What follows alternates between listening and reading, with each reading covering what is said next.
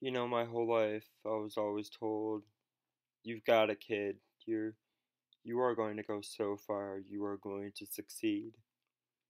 You're good looking, you're intelligent, you're charismatic. I basically was the kid that had it all, I guess. But what others didn't know, that what they thought about me, I never really thought about myself. I've always just had this huge form of self-doubt. I can't quite explain it, but I've just always been really hard on myself. And that's a domino effect. Then I was hard on the people around me because I felt life was unfair, and that's not a way to live. I would always, I'd look in the mirror and I would see this person that I didn't really recognize, maybe didn't even really like, but I didn't really know it. I think I just got so caught up in what I should be doing or what everyone else really wanted me to do that I never really got to do what I wanted. These insecurities, they've haunted me since I was little. I have a complicated relationship with my parents. I was born hearing impaired and lost all my hearing at the age of 5 or 6. I have a cochlear implant, so I can hear through this electronic device through a microphone. It's quite miraculous, but I had years of speech therapy, and it made for a hard childhood. Being deaf was something that at a very young age I knew I had to come into acceptance with. It was something that I knew was going to be with me forever, and I learned to accept it, and it was an amazing part of my life to accept that part about me. I joke around about myself being deaf all the time now. My friends would tell you, but growing up, it wasn't quite so easy. It's quite amazing how cruel kids can be. I would get made fun of. Some kids wouldn't play with me. I think it's hard to be so different. I grew up and I think I spent a lot of my adolescent years hurt, and I don't think I even really knew it. You see, these problems that we have with ourselves, you can't just sweep them under a rug, or you can't take medications to numb them. They're so there, they're so real. You need to face them head on. I grew up, I made more friends, I went away to college, I had good grades, I had a lot of friends, I partied. It was supposed to be the time of my life, right? Then I started feeling different. I randomly stopped going out as much with my friends.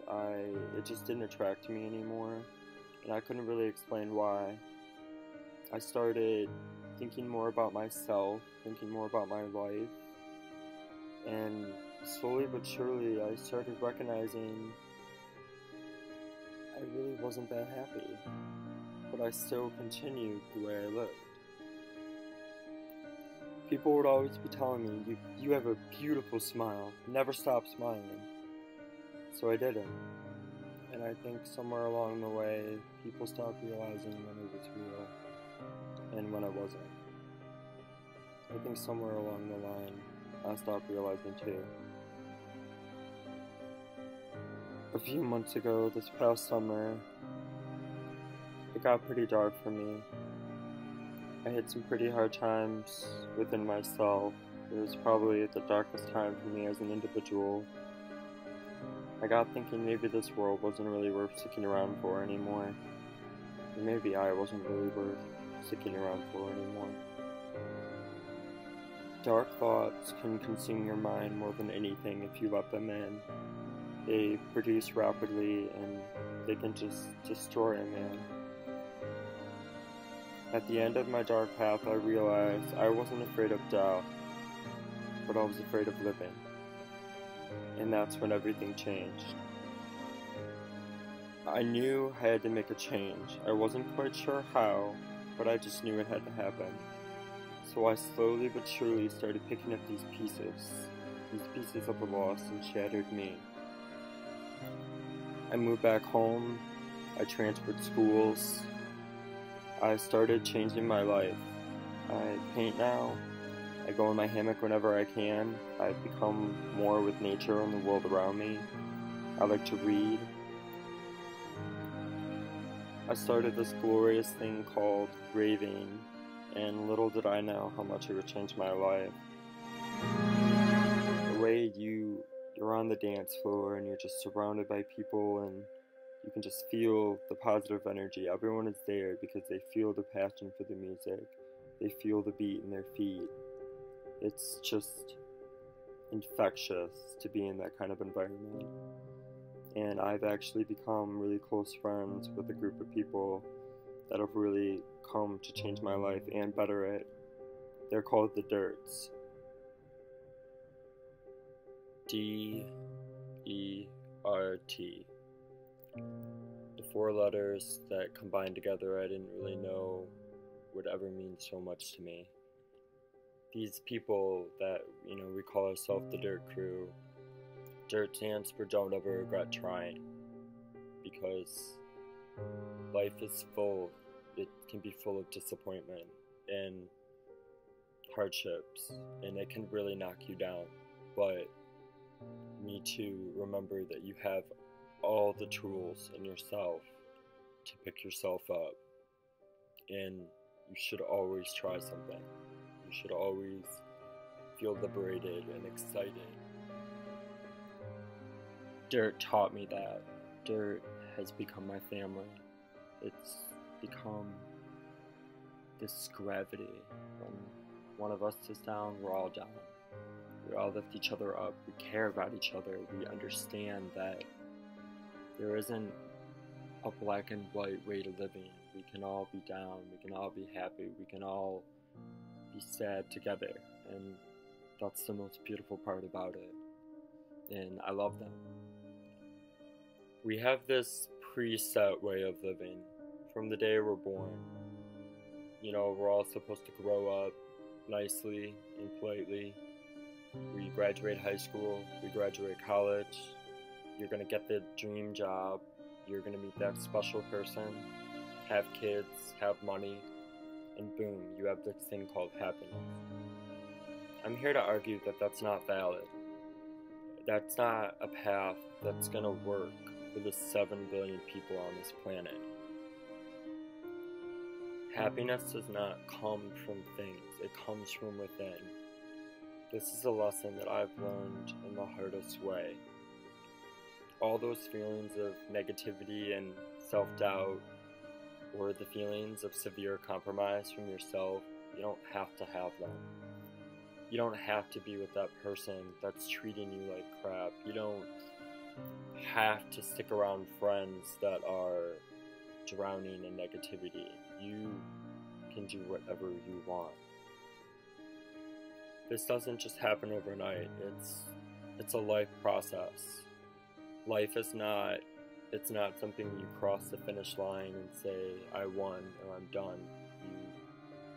It's a race. You always have to keep going. You have to keep bettering yourself, keep challenging yourself. Because the second that you're not doing that, you're losing yourself as a person. Every single person is different and unique. And when you see that positiveness attracts positiveness, it is tremendous what the results can bring. Do I still have my days of self-doubt? Of course I do. The days where the darkness comes back and says, you're never gonna make it. You are not good enough. You will never be good enough. Everyone has their days. But don't make those days your life. I'm so much better. I'm getting better because I recognize this. I choose not to live that way. I choose not to think that way anymore. I choose not to be around that way of living anymore. I have confidence and I have hope that my life is going to end up just the way it should, as long as I do what I want to do and what I should do. I've come to accept and realize that everything that's happened to me, good or bad, has happened for a reason. It's brought me here, to this very moment that I'm sitting here saying this. Respect your choices, but always be kind to others, and try not to take yourself too seriously. I guess I'm still trying to figure out why I made this video. You know, my message is kind of if you're feeling down or you find yourself down a lot, these things happen for a reason, and you feel the way you do for a reason. We are very sophisticated beings with very intense feelings, and it's important for you to figure out why you're feeling this way.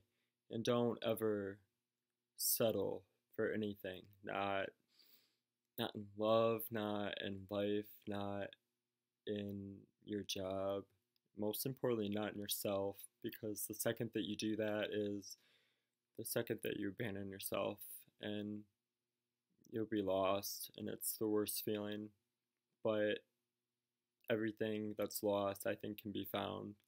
So don't ever regret trying, and I hope everyone has a great day. And I'm Adam, and this is my story.